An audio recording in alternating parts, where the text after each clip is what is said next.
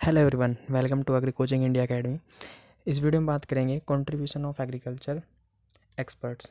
जो एग्रीकल्चर में जितने भी एक्सपर्ट थे, साइंटिस्ट थे, उनका क्या क्या कंट्रीब्यूट हुआ था एग्रीकल्चर में। देखिए, इसमें कुछ ज़्यादा करने का है नहीं, इंपॉर्टेंट चीज़ें याद रखिए। देखिए, जैसे एम एस स्वामीनाथन है, वो एक वीट गेहूं के ब्रीडर थे जिन्होंने अलग अलग वैरायटी निकाली। और इम्पोर्टेंट पॉइंट ये है कि ये father of green revolution in India, ये याद रखिएगा। भारत में एम एस स्वामीनाथन जो थे, ये ग्रीन रेवोल्यूशन के फादर थे। और इसमें एक याद रख सकते हैं, वर्ल्ड फूड प्राइज़ कब मिला था, ये याद रखिए 1987 में मिला था। और इसमें अ, ये याद रख सकते हैं, ex president of national commission on farmer of India, ये याद रख सकते हैं। और एक इन्होंने बुक लिखी थी, वीट रेवोल्यूशन, ये याद रख सकते हैं। और इसमें कुछ इतना है नहीं करने को, मेन पॉइंट याद रखिए। ऐसे ही डॉक्टर एनी बोलोग, देखिए, father of green revolution in world, पूरी दुनिया में जो फादर ऑफ ग्रीन रेवोल्यूशन थे, ये डॉक्टर एन बोलोग थे। और इन्हें एक अवार्ड, नोबेल प्राइज़ मिला था 1970 में। ऐसे ही डॉक्टर वर्गीस कुरियन थे, ये थे फादर ऑफ वाइट रेवोल्यूशन, ये इंपॉर्टेंट पॉइंट है, याद रखिएगा। और ये एक्स चेयरमैन जो थे NDDB, जो कि आनंद गुजरात में, नेशनल डेयरी डेवलपमेंट बोर्ड। और ये एक ब्रेन बिहाइंड द स्कीम, इसका मतलब जो ऑपरेशन फ्लड योजना चली थी, इसके पीछे की इनका मत थे, मतलब इनकी धारणा के अनुसार ही चली थी। तो ये ऑपरेशन फ्लड के याद रख सकते हैं पॉइंट। ऐसे ही इसमें एक दो पॉइंट और याद रखिए। एस के वसल, इसमें मेज ब्रीडर थे, ये मेज ब्रीडर थे। और इसमें एक डॉक्टर KL चड्डा, जो कि पोमोलॉजिस्ट थे, फल विज्ञान पर काम किया था। और father of golden revolution, very important point है, ये याद रखिएगा। एक इसमें एक ये पॉइंट याद रखिएगा, डॉक्टर RS प्रोदा, ये देखिए, ये XDG ऑफ ICR थे, याद रखिएगा। और इसमें एक याद रखिएगा, डॉक्टर GS खुश, वेरी इंपॉर्टेंट पॉइंट है, राइस ब्रीडर थे जो GS खुश थे। देखिए, अब बात करते हैं क्रॉप इम्प्रूवमेंट अचीवमेंट्स, जो क्रॉप इम्प्रूव के अचीवमेंट थे उनके बारे में। देखिए, जैसे कि जेनेटिकली मॉडिफाइड क्रॉप है। जेनेटिकली मॉडिफाइड क्रॉप बेसिकली क्या होती है, जो जितने भी क्रॉप हैं उनके जीनोटाइप में परिवर्तन करके जो रेसिस्टेंट पैदा करते हैं, उसे जीनोटाइप मॉडिफाइड क्रॉप कहते हैं।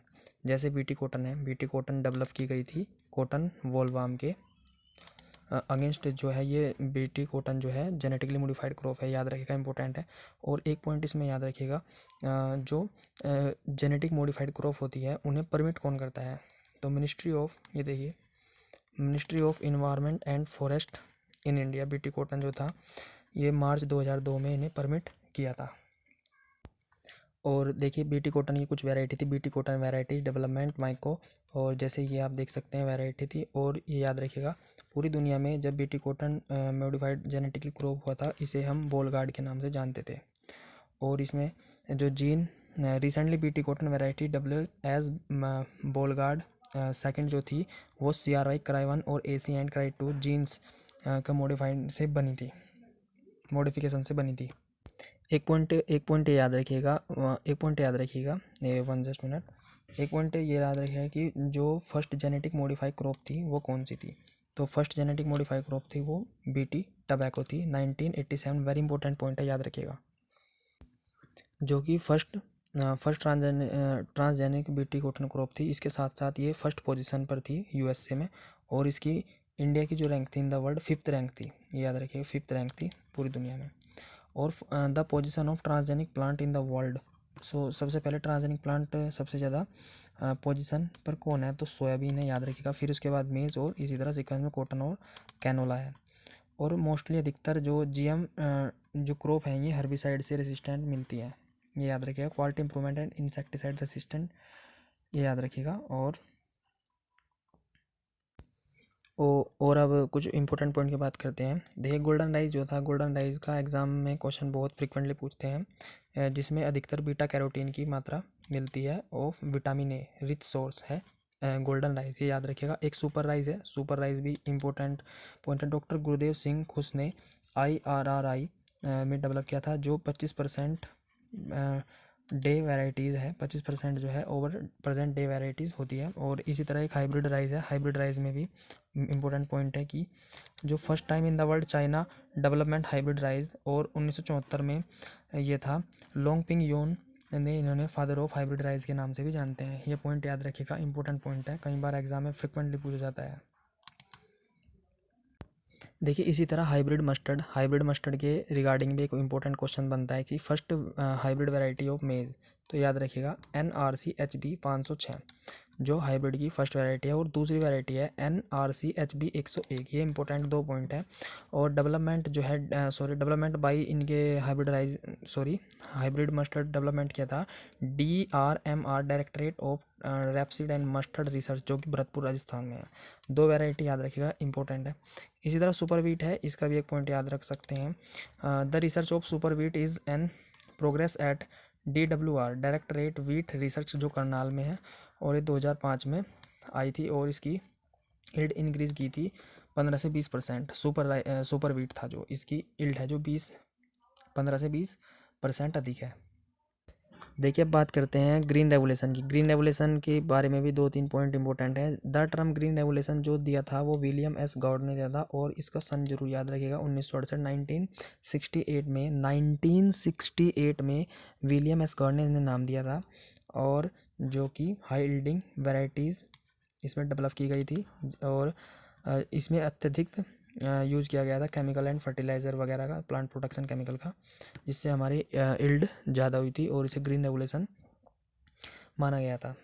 और याद रखिएगा एवरग्रीन रेवोल्यूशन का पॉइंट जो है, दिस टर्म कोइनेटेड बाई जो कि evergreen revolution doctor M S Swaminathan ने इन्हें नाम दिया था। एवरग्रीन रेवोल्यूशन का नाम किसने दिया था? एम एस स्वामीनाथन ने। देखिए अब बात करते हैं कुछ इंपॉर्टेंट जो रेवोल्यूशन है, और इनके फ्रिक्वेंटली क्वेश्चन पूछता है एग्जाम में फ्रिक्वेंटली। देखिए जैसे कि वाइट रेवोल्यूशन है, वाइट रेवोल्यूशन किससे है? मिल्क से है। देखिए इन्हें याद रखने की भी एक आपको ट्रिक बताऊंगा। वाइट रेवोल्यूशन, दूध कैसा होता है? वाइट होता है, तो वाइट रेवोल्यूशन। ब्लू रेवोल्यूशन जो है ये क्या है? जो एक मिनट, देखिए ब्लू रेवोल्यूशन की बात करते हैं। ब्लू पानी, जो समुद्र का पानी कैसा होता है? नीला होता है। फिश का रंग भी लगभग नीला सा, एक आप माइंड में याद रख सकते हैं, फिश का नीला रंग होता है। ब्राउन फूड, जो खाना है वो किस कलर का मिलता है? ब्राउन। ग्रे फर्टिलाइज़र कैसा कलर का होता है? अत्यधिक ग्रे कलर होता, तो वैसे अलग अलग कलर का होता है, लेकिन आप माइंड में ग्रे कलर से इस तरह फर्टिलाइज़र ग्रे कलर से याद रख सकते हैं। और येलो रेवोल्यूशन ऑयल, जो कि जितना भी जैसे मस्टर्ड है, मस्टर्ड का फूल कैसा होता है? येलो, तो आप इस तरह भी याद रख सकते हैं। रेड रेवोल्यूशन टमाटो कैसा होता है? टमाटो लाल, तो लाल रंग टमाटो। मीट प्रोडक्शन, मीट में जो कुछ सेल्स ब्लड की मिलती हैं, तो वो कैसा होता है? लाल, तो लाल होगा। पिंक रेवोल्यूशन, जो कि प्रॉन ऑइन, ये अनियन है, ये आपको याद रखना होगा, ये इंपॉर्टेंट पॉइंट है। एक गोल्डन रेवोल्यूशन, जो गोल्डन रेवोल्यूशन है वो फ्रूट है। देखिए फ्रूट जो आम है, और हनी है। देखिए हनी आप ये याद रख सकते हैं कि फ्रूट जो है हमारी सेहत के लिए बहुत ही अच्छा माना जाता है, और शहद भी हमारी औषधि में काम आता है, तो एक गोल्डन चीज़ है हमारे लिए, इस तरह से आप याद रख सकते हैं। राउंड प्रोडक्शन, पटैटो गोल होता है, तो राउंड का मतलब गोल होता है। सिल्वर जो है एग और पोल्ट्री, याद रख सकते हैं। सिल्वर एक नाम से अलग ही नाम है। और ब्लैक रेवोल्यूशन बायोफ्यूल और जट्रोफा जैसा बायोफ्यूल होता है, जैसे ब्लैक कलर का, तो ब्लैक कलर से आप याद रख सकते हैं।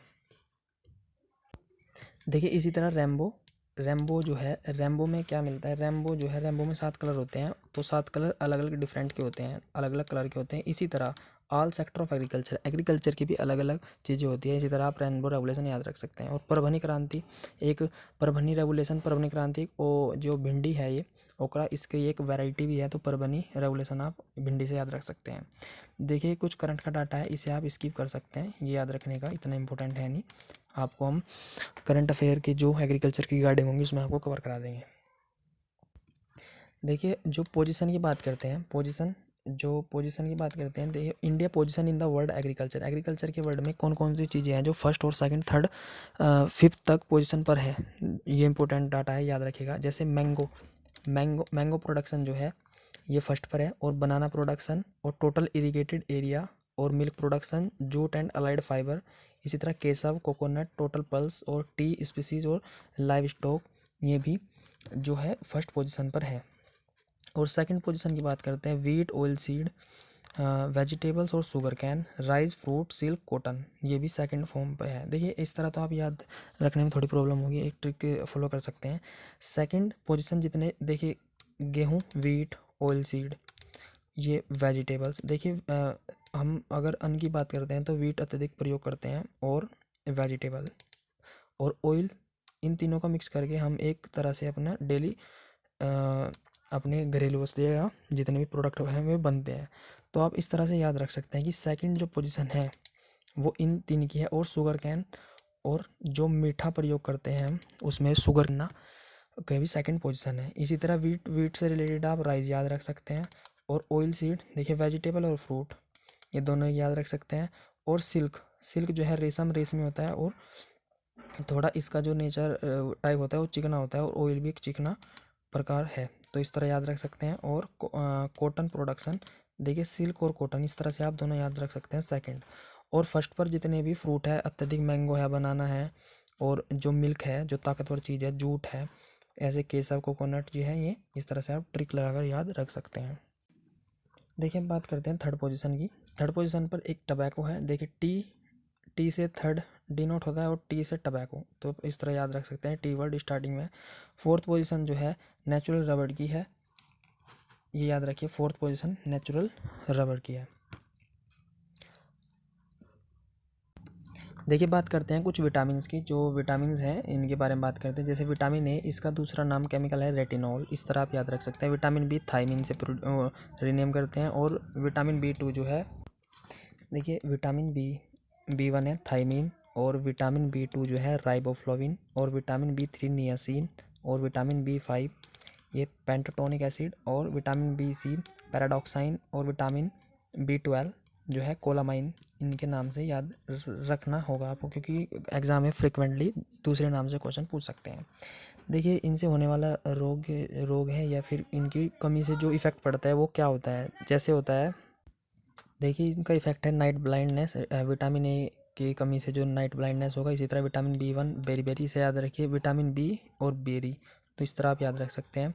फोटोफोबिया जो है, फोटोफोबिया जो कि अंधेरे से डर लगता है, इसकी कमी से होता है और स्किन में क्रैकिस आ सकते हैं। और पेलाग्रा ये और ब्लैक टंग, ये भी विटामिन बी थ्री कमी से होगा। और ये ब्लड सेल्स की जो मेकिंग होगी वो नेसेसरी हो जाएगी 2 सेल्स के लिए, विटामिन बी फाइव के लिए।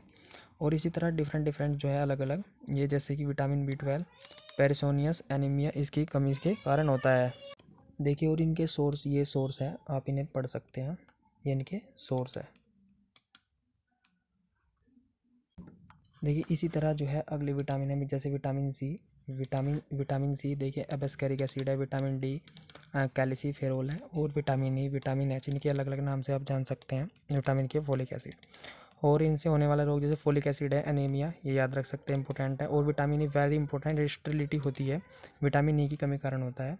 और ये इनके सोर्स हैं जो आप याद रख सकते हैं और इम्पोर्टेंट क्वेश्चन है, एग्जाम में फ्रिक्वेंटली पूछे जाते हैं। देखिए अब बात करते हैं कुछ मिनरल्स की, जैसे कैल्शियम है, कुछ मिनरल्स की बात करते हैं, जैसे कैल्शियम है और कैल्शियम फॉस्फोरस एक्सेट्रा। जैसे कैल्शियम है, फॉस्फोरस और आयरन, जिंक, मैग्नीज और आयोडीन, कोलबार्ट, इनकी कमी से होने वाला रोग, होने वाले जो रोग है, कैल्शियम रिकेट्स होगा, जो हड्डियों में सूखन आती है उसकी कमी कारण, और रिकेट्स होगा। देखिए दो प्रकार के हैं, जो पीका रोग भी फॉस्फोरस की कमी कारण होता है, आयरन एनीमिया, और इसी तरह अलग अलग होंगे। ये देखिए गेटर जैसे घेंगा रोग कहते हैं, आयोडीन की कमी से कोलबार्ट, जिस तरह से याद रख सकते हैं आप। इसी तरह एमओ, मोलिब्डेनम और फ्लोरीन और सेलेनियम, इसी तरह से आप याद रख सकते हैं।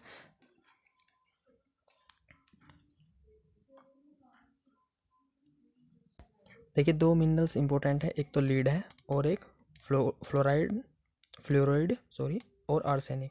देखिए इनकी कमी से जो होने वाले रोग है, एक कैल्शियम और मैग्नीज जैसे है किडनी का होगा, और मेंटल ये लीड, और जो फ्लोराइड होगा, ये नाम से पता चल रहा है फ्लू और फ्लू, स्टार्टिंग है 3 वर्ड्स। इसी तरह आर्सेनिक से पियोसोनिक होगी, तो याद रखिएगा। तो आज की वीडियो में इतना ही है, अगली वीडियो में मिलते हैं आपसे जल्दी। तो हमारी वीडियो से साथ बने रहिए और हमारे चैनल को सब्सक्राइब कीजिए, बेल आइकन को प्रेस कीजिए ताकि हर वीडियो को नोटिफिकेशन आप तक पहुंचता रहे। नेमरा संधा की पूरी सीरीज मैं आपको कवर कराऊंगा, जो कि यूपी कैडेट और IBPS, AFO, JRF, SRF अलग जितने भी कॉम्पिटेटिव एग्जाम या एंट्रेंस एग्जामिनेशन होंगे उनमें आपके लिए काफ़ी हेल्पफुल होगा। तो हमारे चैनल को सब्सक्राइब कीजिए, वीडियो को लाइक कीजिए और हमारी वीडियो को अपने फ्रेंड में शेयर कीजिए। Thank you so much.